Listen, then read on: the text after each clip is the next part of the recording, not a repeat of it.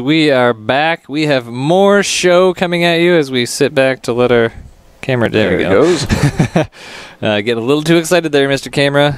The match is set up, and we are all set. Integrity Gaming's Risk versus No Dice Gaming Corolla going into game number 5 of this third place match of SC2CTL's grand final show. Take a breath. Whew. Delegation, you got some bios? I sure shoot do. We've got Corolla here. You can find him on twitter.com/CorollaSC2. He's also showing his Twitch channel, which is Corolla452. And you can also see, or you can see him in both those places. He's a Grandmaster Protoss from the United States and the captain of the No Dice Academy team. He is only 17 years old, and he played at MLG Anaheim this year in the open bracket. You can see that his opponent is going to be Risk, and Risk is at twitter.com/CarterWetzel, and he's at twitch.tv/URRisk. If you were fortunate enough to be with us earlier today, you saw him prancing around like a jaguar on video, and he started playing StarCraft with Brood War in the year 2000. Nope, that's Honey Bear. Sorry, getting my brackets all screwed up here. He started playing at age 12. When Wings of Liberty came out, he started by sneaking onto his brother's account to play 1v1s, and was originally placed in Bronze, worked his way into High Masters. He feels as though the competition in StarCraft 2 has helped him to grow personally, training him to think critically in high-pressure situations, and he enjoys tracking his improvement and having good practice partners. All right, great to know. Here we go, folks, as I type in chat. While we are getting this game going, we remind you once again to follow us. We are WingnutSC and Gallegation. Been your casters throughout the entire season. We really enjoy this. We love StarCraft. We love esports, and you know, that's how we got started doing this. And to be honest, and it's been a good ride, and really enjoy it. And if you are enjoying the show, we encourage you to go out to Twitter, and it would really mean a lot to us and mean a lot to the companies that do this. Go out and type up a tweet to @Mythlogic, @WingnutSC, @Gallegation, @SC2CTL. And just say thanks. That means a lot to Mythlogic. They are our sponsor. They build some awesome custom PCs. Even if you're not in the market for a PC right now, check them out.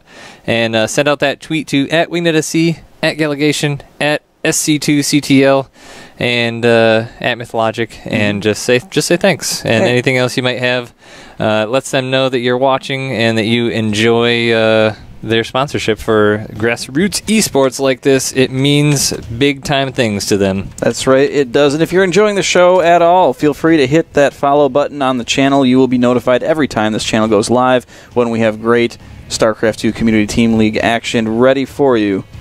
Good luck, have funds going out all around. Shout out to Twitch chat from Risk Kappa, he says. So good times. You know, this is honestly the best thing about these kind of events is the Twitch chat for SC2 Twitch chat for a lot of events, and people is really fun to hang with, and you guys have been awesome so far today. I haven't seen many messages deleted at all, so thank you for that, keeping it awesome.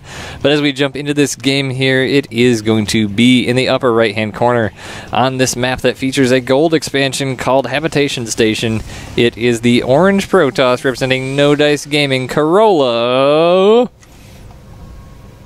And in the top left hand corner of this map from, oh my goodness, what am I doing? From Integrity Gaming, it is Risk.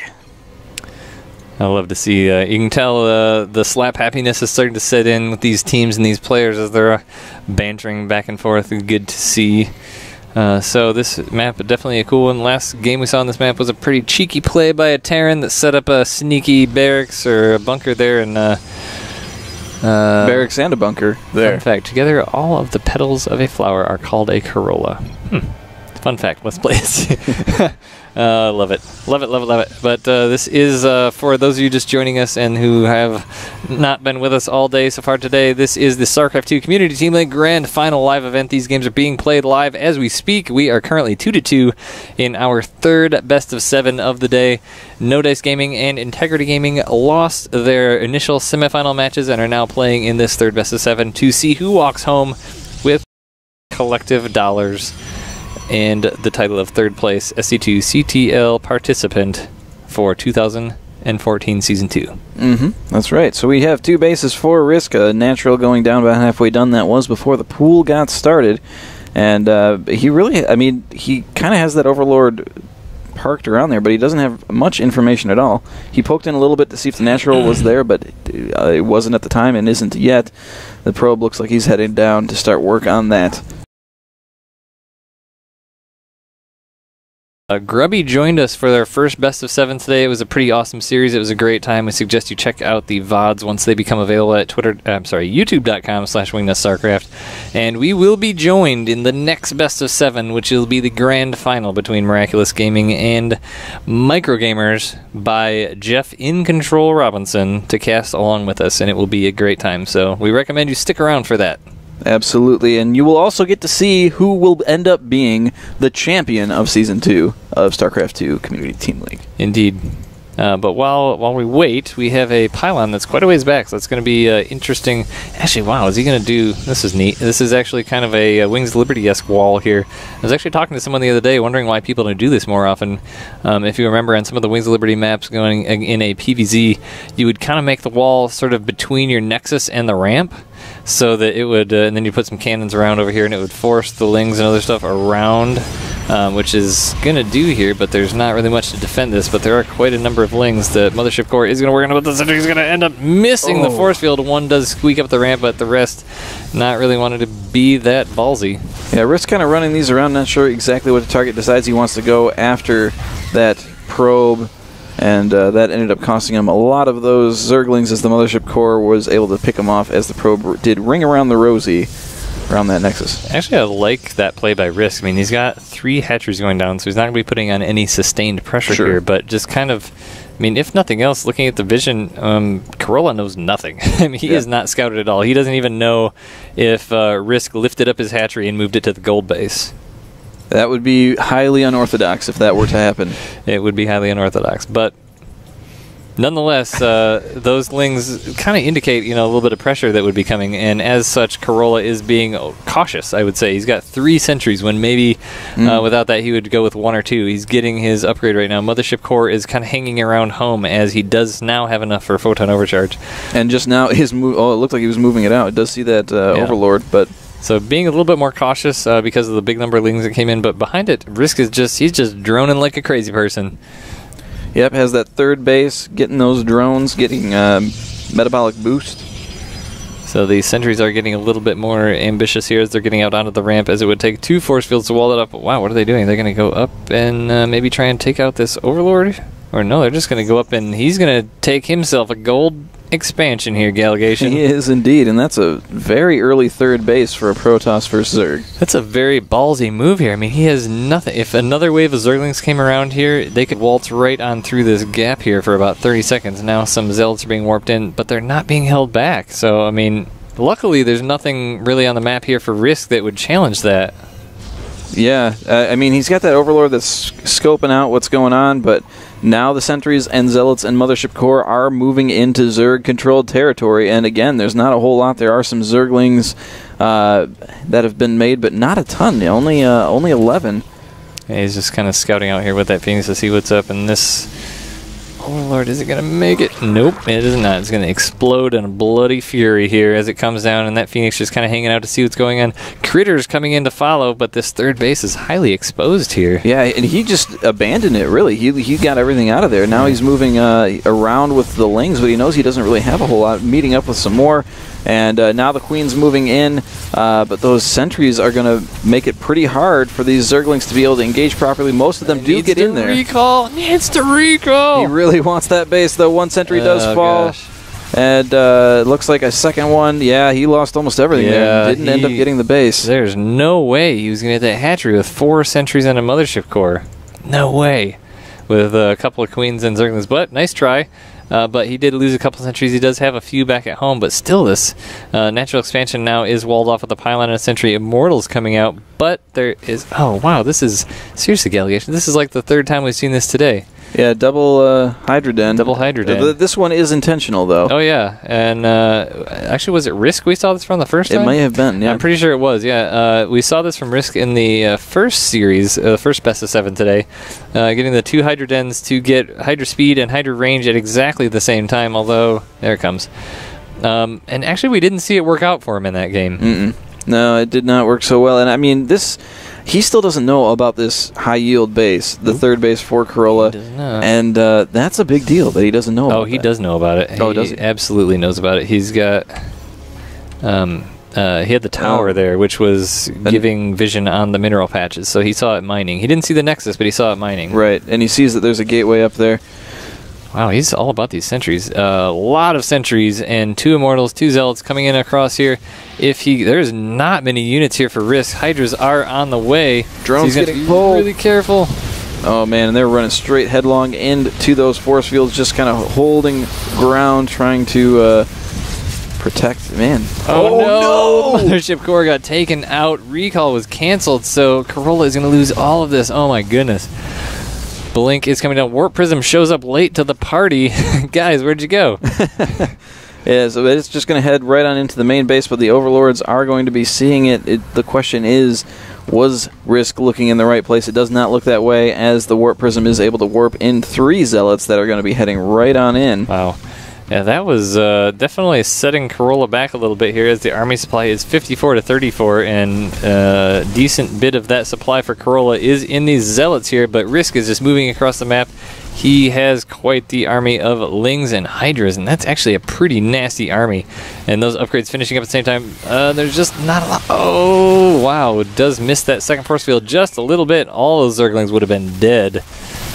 In the meantime, in the main base, Corolla does have those Zealots that were able to take off both evolution chambers. One of them was researching the +2 for ranged, so that's going to be a minute before that's able to come out, as there are no more evolution chambers in production even. Wow, nice corruption there on the Forge. Going to slow down that upgrade, but a reinforcement batch here from Corolla does come along from the side and sort of push this away, but that was a nice push by Risk here. He did take out a gateway and do quite a bit of damage to another, and delayed that that upgrade there by quite a bit, but he did lose a couple Overseers, so he's got a little bit supply blocked here. He's got 8 Overlords incoming, so he's not going to be supply blocked again here for a while. No, sir. Another Warp Prism is warping in some Zealots into the main base, but there are Hydras there to take care of that. The layer is perfectly safe. But once again, these evolution chambers have not been put back. Those units are going to be stuck on 1-1 for quite some time, and we do see a Spire coming in behind this. Absolutely, but there are a lot of Hydralisks, and these probes are trapped like crazy here, but there are a lot of Stalkers and Sentries coming in from behind, so this will be an interesting engagement here, as Risk is engaging from the Protoss high ground and Corolla engaging from the low ground, just kind of force fielding in here, taking the engagement as he chooses. Yeah, and there is no Mothership Core for Zerg, so those are not going to be getting out of there without a fight. It was a great move there by Corolla, though, who was able to get the majority of those probes out with some fancy footwork. Honestly, I mean, it doesn't really matter. He took out the gold base, he took out all the infrastructure he had up there. The food supply is highly in favor of Risk. The Spire is almost done. 5 more Hydras coming out. +3 attack, though, is on the way for Corolla. Oh, nice force field there. I mean, you had to assume these Hydras were going to be dead meat here once they got on the upper side of that ramp. Yeah, I just don't know if you wanted to throw them away quite like that, but hey.